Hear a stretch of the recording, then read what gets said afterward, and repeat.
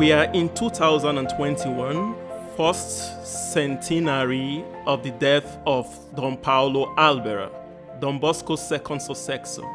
We are here with Paulo Vasqueto, a Salesian brother, who will help us to know better his life and work.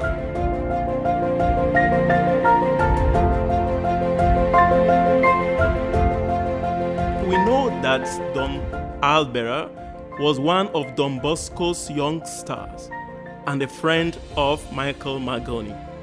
What are the important points in his life? When he was only 18, Don Paulo Albera was part of the first group of Salesians who went with Don Rua to Mirabello to found the first Salesian house outside Valdocco. Later, in 1868, as a deacon, he was present at the consecration of the Basilica of Mary Help of Christians in Turin. Few months later, he had the joy of being ordained a priest in Casale, with the encouragement and special wishes of Don Bosco. Don Paulo Albera, now a young priest, was ready to go anywhere in the world in Don Bosco's name. In fact, he was sent for some years as rector to Genoa and then as provincial to France. At that time, France was rather hostile towards religious, but it turned into a sort of promised land when Don Bosco undertook triumphal annual trips there with the aim of collecting funds. Don Albera was always at his side during those visits.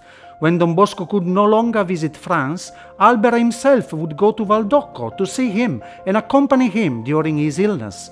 He would have liked to be at his side during the last moments of his life, but for various reasons, on 31st of January 1888, the news of Don Bosco's death reached him while he was still in France.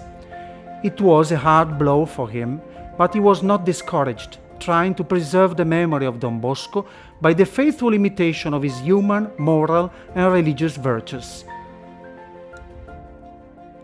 In the 3 years that followed, he was able to incarnate so well the soul of his spiritual father that he became known in France as Le Petit Don Bosco, the little Don Bosco.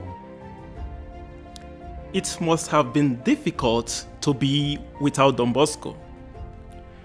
That is true, but Don Albera, together with Don Rua and the other Salesians, tried to continue Don Bosco's work and to keep his spirit alive.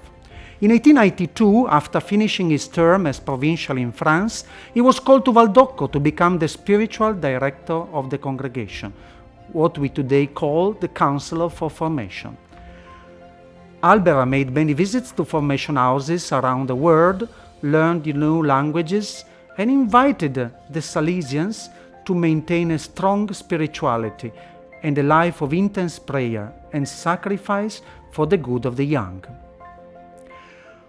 One of the most remarkable of these visits was to all the Salesian houses in America. It was a journey that lasted 3 full years and covered the whole continent, from Tierra del Fuego in Argentina to New York. He saw the great work being done by the Salesians and the Daughters of Mary Help of Christians, and his visit brought encouragement to missionaries working in very difficult conditions. He finally became Rector Major. Can we say he was the most natural successor of Don Rua? He certainly had the personality and the experience.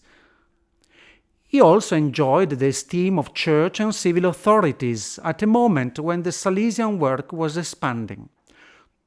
Don Bosco had recently been declared venerable, and there was a great wave of enthusiasm for him. Many congresses were held to study and celebrate typical Salesian works, such as the oratory and catechesis. And the associations of the Salesian families, such as the cooperators and the past pupils, had their own congresses that served to strengthen unity and to express the educational success of the Salesian work and method. We are in the years of the First World War. How did it affect the Salesians? the young Salesians were conscripted into the army with different kinds of tasks, from military chaplain to stretcher-bearer.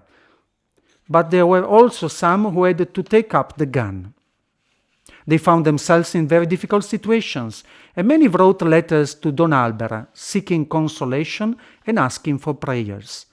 Albera tried to respond to everyone. On the other side, he also encouraged the confreres who remained at home to cover the gaps and not to close down houses and schools. And why?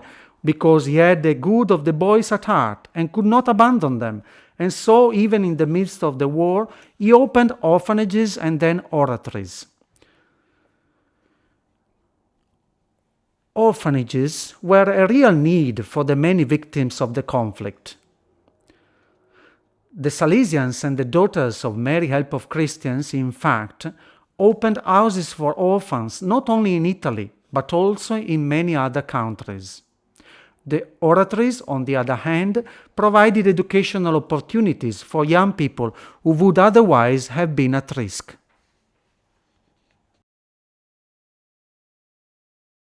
Salesian oratories, boarding schools, and technical schools became known everywhere, and requests for new houses poured in from all over the world. At the same time, there was an increase in vocations, and so Salesians kept looking for new ways of expanding their work. What were the young people like between the end of the 19th and the beginning of the 20th century? Many people were worried about the situation of young people. The Industrial Revolution had brought some well-being, but also had led to secularization and the alienation of the working classes from the church. Many were migrating to other countries. Unfortunately, the Salesians were there to assist them. In Europe, however, there were anti-clerical groups working against the church and trying to attract young people. In this situation, oratories and technical schools played a fundamental role. Oratories provided free time activities like games, drama, music, and cinema. That was the oratory in those days, while technical schools prepared young people for work. Thanks to the Salesians, therefore, many young people acquired a solid education for the future. Going back to Don Albera, how modern was he? Was he attentive to the signs of the time? Don Albera seen the world and used all the means of transport available to him: ship, train, horses and carriages, and even cars. He prepared himself very well for his visits, reading as much as he could and even learning foreign languages. His French was very good, and he continued to write his spiritual diary in French even after coming away from that country. Later, he realized the importance of English and began studying that language at the age of 60. His spiritual diaries from 1902 to 1910 are in English. Not perfect, but certainly a commendable effort. As for reading the signs of the time, I think Don Albera tried to give a modern flavor to the oratories. In order to meet the needs of young workers, social education was added to the already existing religious and recreational dimensions. Oratories began functioning also on weekdays. Job placement offices were created, and the youth were sensitized to the need to save. This addition of educational activities to recreative ones transformed the oratory into a place of holistic education. Does Don Albera have a message for us today? Don Albera struggled, like all of us, between the desire to do more and better and the difficulties of communicating with and relating to others. We can see indication of these struggles in his spiritual diaries, and even more clearly in the letters he wrote, for example, during his long visit to America. In some countries he had found very difficult situations, but he still appreciated the work of confreres who were perhaps impulsive, but also generous and zealous. Instead of reproaching, he loved to encourage, and more than theory, he gave the example of his life. Thank you, Bra Paolo, for the journey we have done so far with Don Albera. At this point, we would like to invite everyone to Valdoco to visit the exhibition on Don Albera entitled Don Albera, the World Reflected in His Eyes. The exhibition will be inaugurated on the 15th of January 2021, but will later be available on the internet. The photos of Don Albera in his travels around the world and some personal documents are a fascinating testimony to this great son of Don Bosco and of the Salesian world taking shape around him. Do not miss it.